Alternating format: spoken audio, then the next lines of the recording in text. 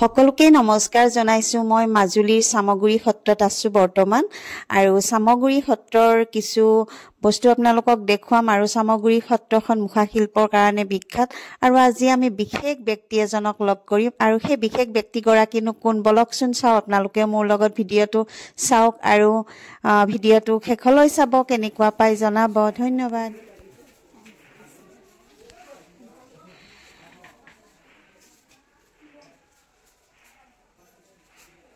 মই কোৱা সেই বিশেষ ব্যক্তিগৰাকী হৈছে মুখা শিল্পৰ ওপৰত পদ্মশ্ৰী সন্মানেৰে সন্মানিত হোৱা হেমচন্দ্ৰ গোস্বামীদেৱ, আৰু তেওঁৰ মুখেৰে আমি কিছু কথা শুনোৱা হওক। কোনো এটা চৰিত্ৰ মাথুৰী, কৃষ্ণলীলা, ৰামলীলা, আৰু তাৰ চৰিত্ৰ এটা ৰাসত ৰাস হৈ গৈছে, নাম পুতনা। পুতনা আছে আমাৰ জটাই পক্ষী চৰাই মুখাই হ'ব লাগিব।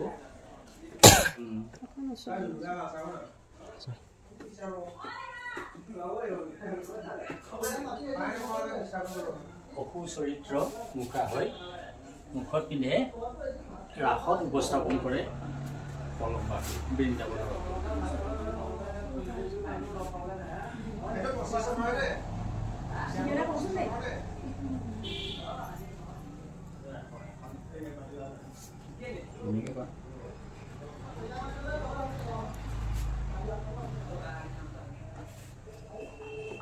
বহু চৰিত্ৰ আছে তেনেকুৱা, তাৰে এটা দেখুৱাইছো। শেষৰটো এটা ঘোঁৰা বা গাধ ৰাসত ওলায়, নাম ধেনুকাসুৰ।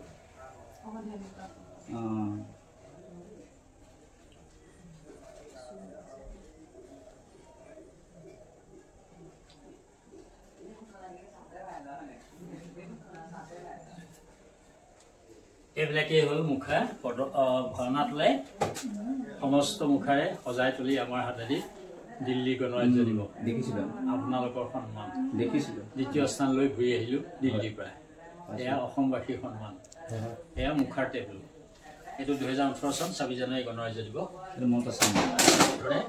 মুখাই বিভিন্ন জেগাত আমাৰ সমাদৰ আৰু প্ৰতিষ্ঠা লাভ কৰিছে। আমাৰ এখন কাপোৰ আছে, যিখন কাপোৰৰ নাম বৃন্দাবনী বস্ত্ৰ। এইখনৰ লগত আমাৰ প্ৰদৰ্শনী লণ্ডন ব্ৰিটিছ মেডিকেল হৈ গ'ল, তাত প্ৰদৰ্শনী তাত।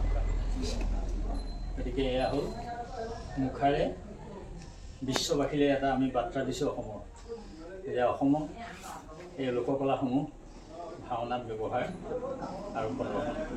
এয়া হ'ল লণ্ডন ব্ৰিটিছ। এইখিনি আমাৰে কাম, আৰু এয়া কাম শেহতীয়া কাম আমাৰ বাঁহৰ ভাস্কৰ্য, ওডিচি ডান্স, সত্ৰীয়া নৃত্য, এইবিলাক বিদেশলৈ যায়।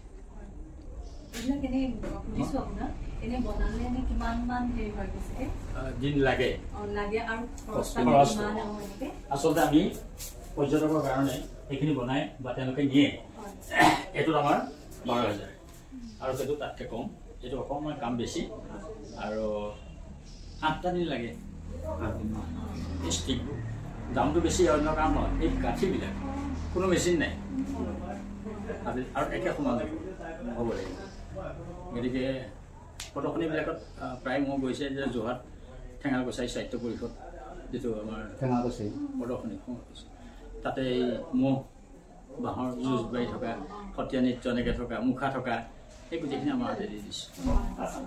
আপুনিতো কোন বছৰতো সন্মান লাভ পাইছে? কোন বছৰ পাইছিলে আপুনি? 2023 আৰু 2018 সংগীত নাটক একাডেমি এৱাৰ্ড, আৰু 2017 দিছে গুৱাহাটী বিশ্ববিদ্যালয় PhD।